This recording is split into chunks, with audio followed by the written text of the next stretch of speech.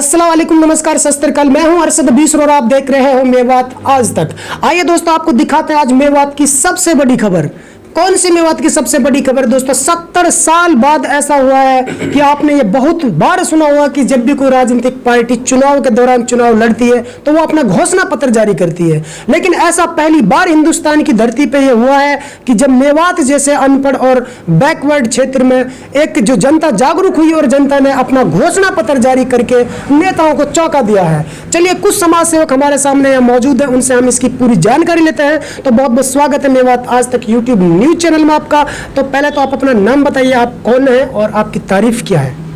मेरा नाम मोहम्मद इरशाद है। जी, तो मैं आपसे पूछना चाहूंगा, जिस तरीके से मेवात की जनता ने घोषणा पत्र जारी किया, ये अपने आप में एक बड़ी बात है कि हिंदुस्तान में एक वो इलाका जिसको देश का सबसे पिछड़ा जिला घोषित किया और उन्होंने एक बार ये दिखा दिया कि हम जागरूक हैं, और उन्होंने अपना घोषणा पत्र जारी करके सारी राजनीतिक पार्टियों में हलचल पैदा कर दी है। तो इसमें कितने मुद्दे जनता के होंगे?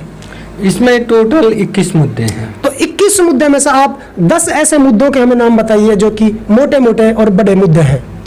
जी, इसमें सबसे पहला मुद्दा हमारा है मॉब लिंचिंग का, जी, जो लगातार हो रहे हैं, जिन पे रोक लगे। जी। और दूसरा मुद्दा हमारा ड्राइवर लाइसेंस का है। जी। और तीसरा मुद्दा है जैसे मान लो शिक्षा के उसमें जो कैडर बनाया हुआ है हरियाणा गवर्नमेंट में, तो इसी तरीके से हर डिपार्टमेंट में मेवात कैडर बनाया जाए और मेवाती आवाम के लिए उसमें 50% का रिजर्वेशन हो। अच्छा, एक मुद्दा हमारा ये है कि जितने भी हमारे जो स्कूल हैं, गवर्नमेंट स्कूल हैं, उसमें ज़्यादातर टीचर्स नहीं हैं, तो हम चाहते हैं कि शिक्षा का स्तर उठाने के लिए इसमें तुरंत मतलब जितना जल्दी हो सके उतना जल्दी टीचर्स भर्ती हों रेगुलर, और जो टीचर्स भर्ती हों उनका कभी दूसरे डिस्ट्रिक्ट में तबादला ना हो।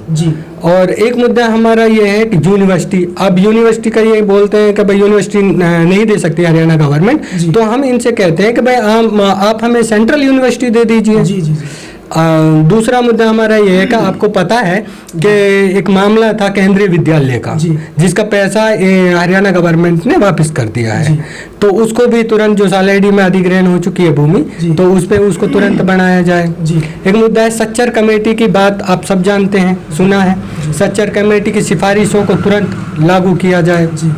और इसी तरीके से है कि भाई हमें स्वच्छ पानी मिले पीने के लिए। हमारी जो ज़मीनें जो बंजर हो रही हैं, उन ज़मीनों में सिंचाई के लिए भाई नहर का प्रावधान किया जाए, भाई नहर लाई जाए उनके लिए। और सबसे ज़्यादा हॉट जो मुद्दा है हमारा, वो नूहू से और जो अलवर जो रोड है, उसको तुरंत मतलब जितना जल्दी हो सके सरकार उसको 4 लाइन करे। इस तरीके से हमारे टोटल 21 मुद्दे हैं। 21 मुद्दे हैं। तो देखा किस तरीके से इरशाद भाई ने 21 मुद्दों में से 10 बड़े मुद्दों के बारे में आपको बताया, लेकिन एक मुद्दा उनसे अभी भी चूक रहा है। क्या आपने इसमें रेल लाइन का मुद्दा लिया या नहीं लिया? रेल लाइन का भी हमारा मुद्दा है। जी। चलिए, रेल लाइन का मुद्दा भी है, यूनिवर्सिटी का मुद्दा भी है, बहुत सारे ऐसे मुद्दे हैं कि जो मेवात की जनता जिन समस्याओं से जूझ रही है, और इस तरीके से मेवात की जनता जागरूक हुई है और उन्होंने अपना घोषणा पत्र जारी करके पूरी राजनीतिक दलों को चौंका दिया है। तो मेवात की जनता का आगे क्या कहना है, जो मुद्दे उन्होंने रखे हैं? तो जैसे नेता लोग वोट मांगने के लिए आएंगे, तो जनता क्या उनसे कहना चाहती है, किस तरीके से जनता वोट करेगी? जो 72 साल जो आज़ादी के बाद के हैं, उनमें जिस तरीके से मेवात के लोगों की अनदेखी की गई है, उसको देख करके हमने जो घोषणा पत्र जारी हुआ था, और हम लोग डोर टू डोर लोगों से मिल रहे हैं, तो हम लोग उनको एक वोट के प्रति उनको जागरूक कर रहे हैं कि आपकी वोट की कीमत है। आप वोट दीजिए, किसी भी पार्टी को दीजिए, लेकिन आप इन वोटों को क्यों दे रहे हैं, किसको दे रहे हैं? तो अब ज़्यादातर बुजुर्ग लोगों से हम मिले हैं, उनको पता नहीं है। जब उनको बताया गया इसके बारे में, तो उन्होंने कहा है कि हाँ, इस बार हम मुद्दों पर वोट। चलिए, देखा किस तरीके से इरशाद भाई ने बहुत अच्छी बातें बताई। यार, एक चीज़ मैं भी आपको मेवात आज तक के माध्यम से बता रहा हूँ, अब की बार जनता ने जिस तरीके से पहले राजनीतिक पार्टी घोषणा पत्र जारी करती थी और पब्लिक से बहला फुसला कर, वोट बटोर कर और जनता को भूल जाती थी, लेकिन अब की बार जनता ने एक फैसला लिया है मेवात की जनता ने।